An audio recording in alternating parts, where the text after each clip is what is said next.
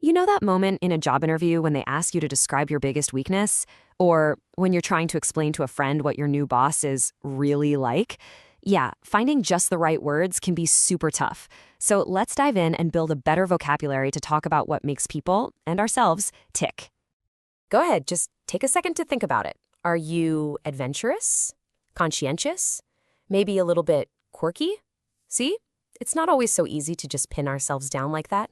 But what if I told you that learning the language of personality is kind of like getting a superpower?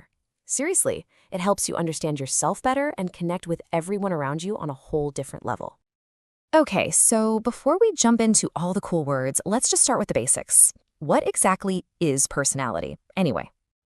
I like to think of it like a recipe, right? We all have the same basic ingredients, thoughts, feelings, behaviors, but the exact amounts and the way they're all mixed together is completely, totally unique to each of us.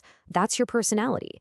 It's that consistent pattern you have for navigating the world, and it explains why you might absolutely love a huge party while your friend would much rather be in a quiet corner with a good book. And this, right here, is exactly why this all matters so much. When you have the words to describe these differences, it's like you've been given a map to your social world. All of a sudden, you can see why your coworker is so focused on the tiny details, or why your best friend gets so energized by a crowd. And most importantly, you learn how to adjust your own approach to really truly connect with them. All right, let's get to the fun part, the words themselves. Now, when we talk about people, it's really easy to fall into a simple trap. We tend to think of traits as just good or bad, right? Positive or negative. But in reality, it's a lot more nuanced than that. Most personality traits actually exist on a spectrum. So a word like diligent might be on one end, while a word like reckless is way over on the other. Let's dig into a few of these so you can see what I mean. Now, this is a fantastic word, especially in a professional setting. A diligent person is basically the opposite of someone who cuts corners. They're the person you can always count on. They're reliable, they're thorough, and they don't just finish a task. They see it through to the very end because they genuinely care about doing great work. Being eloquent, well, it's not just about using fancy words to sound smart, not at all. It's about being able to connect with people through your words. An eloquent person can hold a room's attention. They can explain really complicated ideas in a way that just clicks, and they make you actually want to hear what they have to say next. And then you have the other end of the spectrum with a word like reckless. This isn't about taking a calculated risk. No, this is about jumping in without even thinking about what might happen next. Like someone weaving through heavy traffic just for the thrill of it. That is a perfect example of reckless behavior. The potential consequences aren't even on their radar. Someone who's naive might honestly believe you if you told them it was going to rain donuts tomorrow.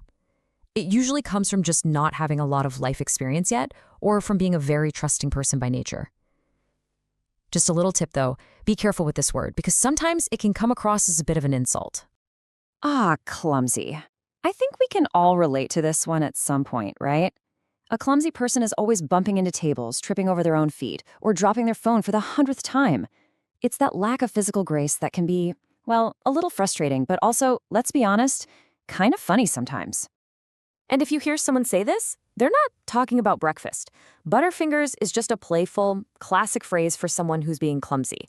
It's like saying your fingers are as slippery as butter, so you can't hold on to anything. It's a very lighthearted way of pointing it out. Okay, so we've got some words, we've got the ideas, but what does this all actually look like in the real world? Let's take a peek at how these traits really do shape our day-to-day lives.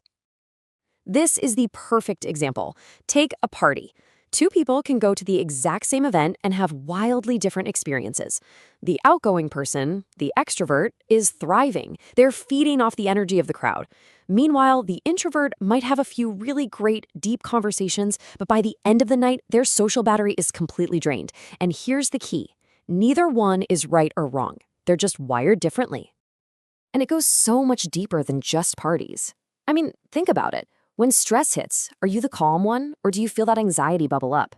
When you face a big problem, do you see it as a disaster or as a challenge to overcome? Your personality even helps determine if you're the person who naturally takes charge in a team or the one who's an amazing, supportive follower. It affects everything.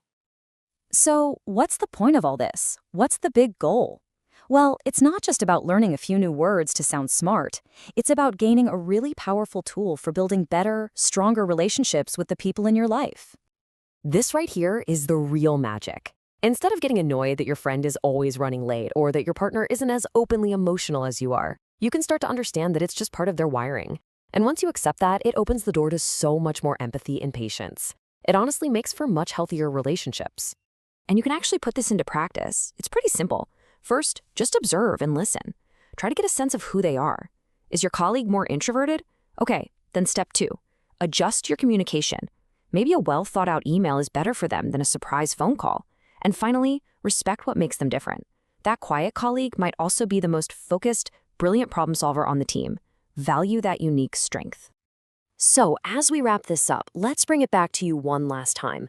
Your personality is a huge part of who you are, for sure.